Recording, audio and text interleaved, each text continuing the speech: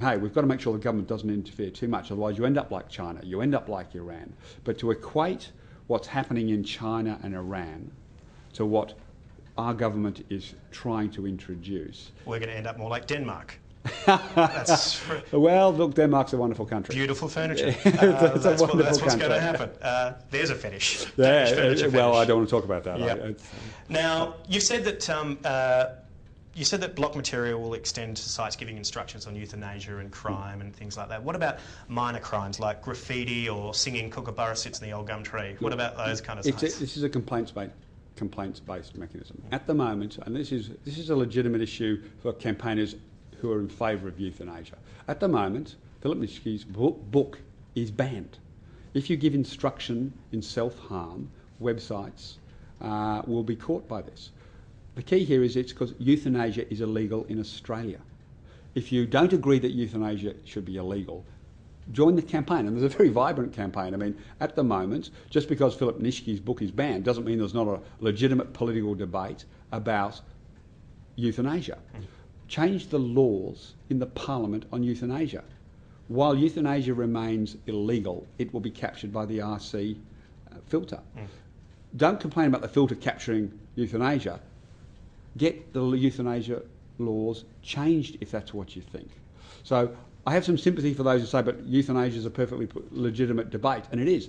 But it's banned. Publication of Nitschke's book and other euthanasia self-harm material is banned in Australia today. Well, we're not talking about euthanasia. What about minor crimes? Look, I know there's been a lot of allegations that these are automatically captured, but this is a complaints-based system. If someone wants to complain about had a graffiti, I don't actually think that will be captured. But that will be ultimately a test for the transparency body that we're going to put in place. But if people want to complain about graffiti sites, well, they're welcome to. That'll be the process. That'll be the process. And then there'll be someone who will decide. But it will not be Stephen Conroy, and it will not be the government. I've just got a question on behalf of my girlfriend. Will small-breasted women's websites be banned from the new filter? Look, I think I've seen some claims by the sex party who made those claims. They were very confused claims. I did read that article and I was completely confused by the claim. I understand it's inaccurate. I really was struggling to understand the argument being put forward by the sex party. Okay, very good. Now, to my penultimate question. In the light of IINet's ruling yesterday, will the government consider changing the laws so that ISPs will be taking more responsibility for internet users? Yeah, look, it's always disappointing when situations like this end up in court in the first place.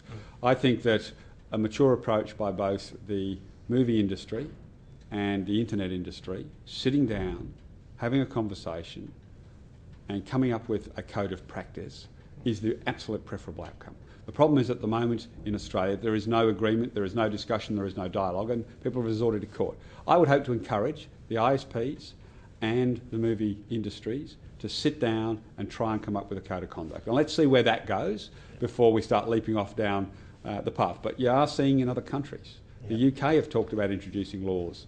The French have talked about introducing laws. It's a fight. There is a legit, this is a worldwide battle. And what would be preferable is industry actually sat down and reached an agreement. In Australia, unfortunately, because of a refusal to even hold a dialogue, and I've been trying for 2 years to encourage the sectors to have a dialogue, they've got themselves into a court battle, which there was a decisive outcome in favour of IINet and the ISPs. But what I would still hope is that we can bring them together to sit down and settle their differences, create a code of practice that actually protects both parties. Well, I can tell you that Gossip Girl fans and 30 Rock fans everywhere across the nation today are cheering. Have you seen Hurt Locker or Up in the Air? Not yet. Oh, great. Not yet. I just burnt you that. Okay. I got that from Mark Scott's daughters. So you're trying to inflict me in a crime right now. Yeah, that's right. Yeah, excellent. Excellent. Well, one last question, Stephen Conroy. Senator, will you be my Facebook friend? I don't know that I'm on Facebook. I maintain a very small digital footprint. What are you doing? And I prefer. That's crazy talk. No, I prefer to maintain a minimal digital footprint. Speaking about digital footprint, I know when this goes to air, it will be Wednesday, and a group called Anonymous are planning a denial of service attack across the government's websites. Again? How are you going to be preparing for that? Well, look, they had a very, very successful last attempt to do this. I think even they themselves described it as shockingly disappointing, and that we made fools of ourselves. I think that was actually how they described it themselves. So look, it's always disappointing. You've made some nerds very angry. Look, can I say to you, that's largely because most Australians have been misled about what the government is intending. There's a number of organisations, and Electronic Frontiers is probably at the top of the list, that have deliberately misled Australians about what we're intending, which is very disappointing. I'm happy to have the debate. I'm happy to come on TV and explain what we're doing, but you've got a number of organisations that are deliberately misleading most Australians about what we're proposing.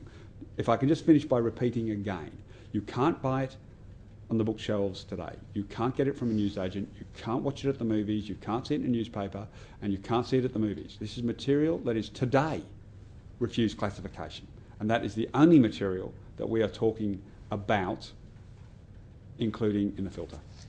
Have you seen the internet? It's quite big. That's exactly why we're keeping it very narrow. Okay. I mean, you haven't asked me about the impact on the speed of the internet, I note, because that was a big story for most of the last 12 months. And it's been proven to be a complete furphy, because the truth was those people making those claims knew it was a misleading statement a year ago. They knew it was a misleading statement 6 months ago, and they know it's a misleading statement today. It was never going to slow the internet. They're doing it today at BT, the major ISP in the UK, and what you saw when we made our announcement was Telstra, Optus, Primus and Ionet. 4 of the biggest 5 ISPs in the country said, we accept that it's not going to slow the internet and we can do it. But that didn't stop a year of people claiming we were going to slow the internet down by 87%. Right. Well, Senator Conroy, or should I say patron senator, protector of the children, thank you very much for spending some time with me. Thanks very much. And us on Hungry Beast. No worries. Great to be with you. Cheers.